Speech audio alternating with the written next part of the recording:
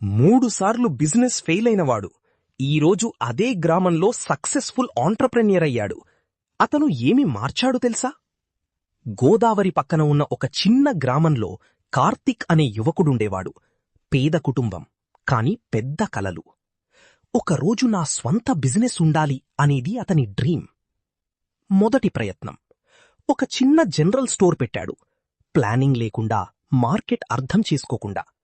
మొదటి నెలే నష్టం. షాప్ మూసేయాల్సి వచ్చింది. గ్రామంలో వాళ్లు నవ్వారు. బిజినెస్ అందరికీ కాదు అన్నారు. రెండోసారి సిటీకి వెళ్లి ఫుడ్ బిజినెస్ ట్రై చేశాడు. అప్పు తీసుకుని స్టార్ట్ చేశాడు. కాని లొకేషన్, మార్కెటింగ్ సరిగ్గా చెయ్యకపోవడంతో మళ్లీ లాస్, అప్పులు పెరిగాయి. మూడోసారి ఫ్రెండ్స్తో కలిసి ఆన్లైన్ బిజినెస్ స్టార్ట్ చేశాడు. కాని ట్రస్ట్ చేసిన వాళ్లే మోసం చేశారు. డబ్బు పోయింది, కాన్ఫిడెన్స్ కూడా తగ్గింది. ఆ రోజు రాత్రి కార్తిక్ ఒంటరిగా కూర్చుని ఒక ప్రశ్న వేసుకున్నాడు.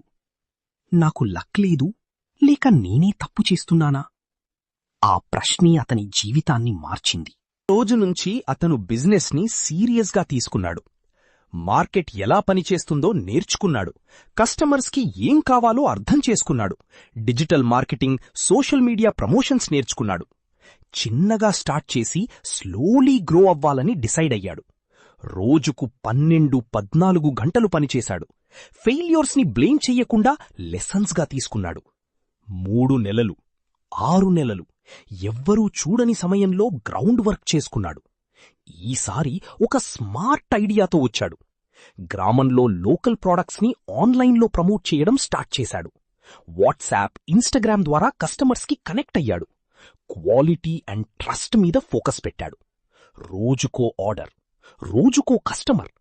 బిజినెస్ గ్రో అవ్వడం మొదలైంది. 1 సంవత్సరం తర్వాత అదే గ్రామంలో అతని చిన్న బిజినెస్ బ్రాండ్గా మారింది. ఇన్కమ్ స్టేబుల్ అయ్యింది.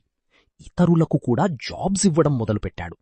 ముందు నవ్విన వాళ్లే ఇప్పుడు మాకు కూడా బిజినెస్ ఎలా స్టార్ట్ చెయ్యాలో చెప్పు అన్నారు. తండ్రి కళ్లలో గర్వం కనిపించింది. రా, బిజినెస్లో ఓడిపోవడం సాధారణం, కాని నేర్చుకోకుండా ఆగిపోవడం అసలు ఓటమి.